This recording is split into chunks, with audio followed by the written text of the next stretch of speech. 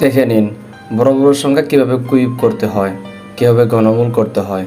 প্রথমে সংখ্যাগুলোকে যোগ করবেন, যোগ করার পর যোগফল থেকে আমরা এই যে তিনটা বিয়োগ করে দিব, উত্তর হলো 6, অর্থাৎ 216কে কিউব করলে 6 হয়। আবার দেখেন 3, 4, আবার 3কে যোগ করলে হবে 10, 10 থেকে 3 বিয়োগ করে দিব, এই 3 বিয়োগ করে দিলে সেটা হবে 7, অর্থাৎ 343কে কিউব করলে হবে 7।